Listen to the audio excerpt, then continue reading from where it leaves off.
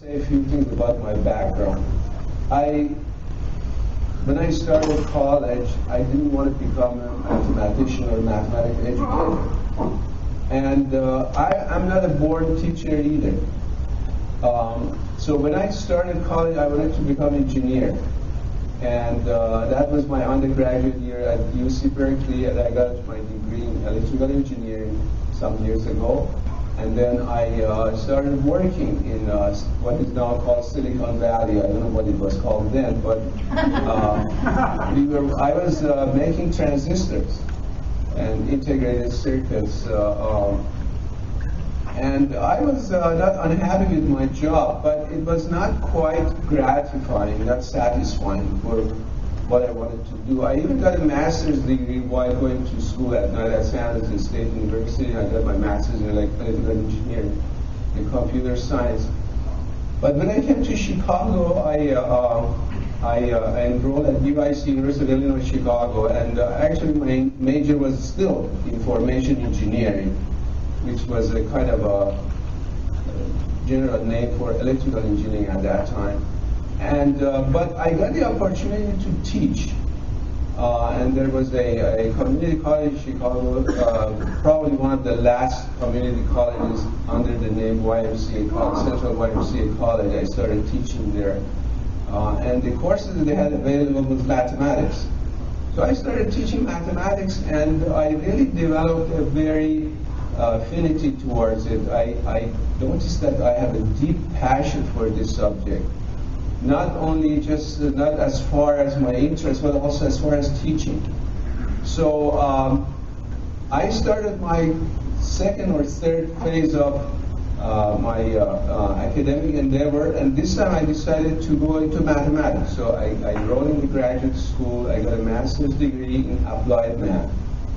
I'm still not sure what I wanted to do, so I started with applied math.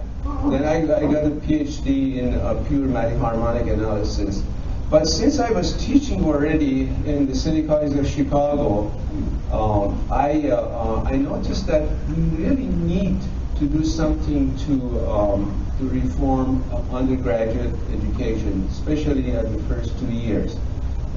Something that we all struggle with when we teach, basic classes, pre-calculus classes like college algebra, intermediate, elementary algebra even, or something of that nature. So I was thinking about what to do, and I said, well, let's try to work on this subject, and let's come up with something which is feasible and can be implemented at the colleges in order to reform the math education, at least for the first 2 years, or at least for the first year. And so I was, some people told me I was foolish, but I don't know if I was foolish or not, but I started working back in graduate school, and I worked on this topic of mathematics education, developed this method of, which is now called Keystone Method. And I wrote a second dissertation in math education, which culminated in a Doctor of Arts degree. So I don't know. I mean, I think one doctorate degree is pretty hard, but two of them people call me, the foolish thing to do. But anyway, I think that I have obtained a lot of experience and a lot of enthusiasm in this area. I'd like to talk about my conceptual framework of my teaching and what is it that constitutes the ideology of my teaching. And I would like to ask you to bear with me because I wrote it down. So first part of my talk is the teaching philosophy, and I'd like to read this for you. Slides, which the previous research I did with some colleagues was not so much integrating technology. Recently, we are using the state-of-the-art computer technology to use online quizzing and homework, and these results are very recent and still in the development stage. So,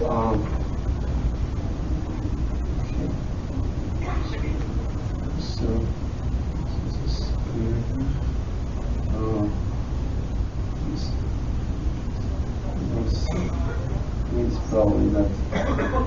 This is the keystone instructional cycle.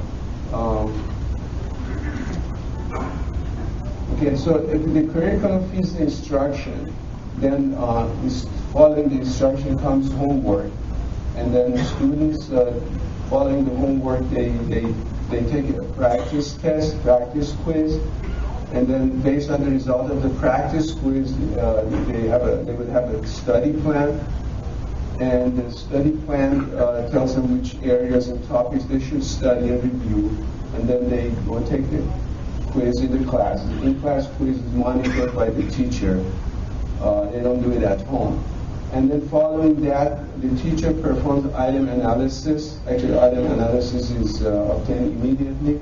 The item analysis provides the feedback to the teacher to adjust his teaching for next time, and also to the students to learn from their errors. So, and then following that, the teacher decides what topics to cover next time and what topics to review for the students next time. So this cycle continues. Now, in addition to this, because the computer technology really doesn't allow us to see the students' work, the written work, because mathematics is so important to see how the students are doing the problem, not just getting the answer. We are using the cooperative learning and group work in class, following the quiz, so that we will have a chance to see how students interact and see their work, written work, through group formation. And this last slide is the result. That's and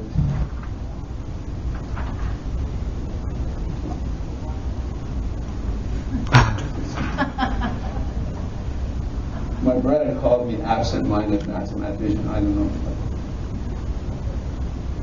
Okay, these results are the results of the exit test for elementary algebra classes prior to implementation of technology with the Keystone methodology. As you see, the students score on the compass test, which was used as an exit test, was a little bit over 29, which qualified them to move on to the next class. This was the earlier results that we had, and these are more recent results. So when we use the technology, we primarily use my math lab.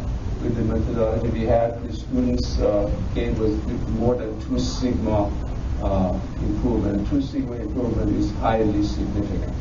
So students did more than 99%. Actually, it's 3 sigma. Yeah, more than 2 sigma, eventually 3 sigma. That's right. It's very highly significant. So if we use the methodology with technology, we can achieve a lot of learning outcomes. Our experience showed that if we just use the technology alone, it wouldn't help. It has to be structured. It has to be combined with the proper teaching and feedback and group work and so on. So, yes.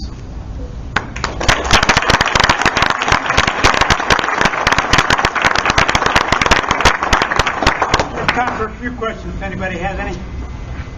Yes, Ben. Do you have students who've gone through this for college algebra and then gone on in subsequent math classes that use more traditional techniques, and do you have any feel for that? Well, these are just for the greatest enrollment is in beginning algebra, so these are for beginning algebra. But currently, we are sort of monitoring the progress of these students to the other classes. It's going to take about another year of study to see what happens. But people who finish these classes with the methodology and technology, they tend to do better. But we haven't been able to monitor that progress. Yes? I'm just curious how you came up with the name Keystone. Okay. Repeat the question. Yeah, that's a good thing. how did I come up with the name Keystone? Well, several years ago, I was when I was working on my dissertation, and we finished. I was trying to come up with the project. We thought of several names. One main name I remember was the gateway method, and I didn't like it, so we decided to have Keystone, because Keystone is a stone which binds all stones together. So we thought it would be a more appropriate way. But some people call it the gateway method. All right, thank you. Thank you.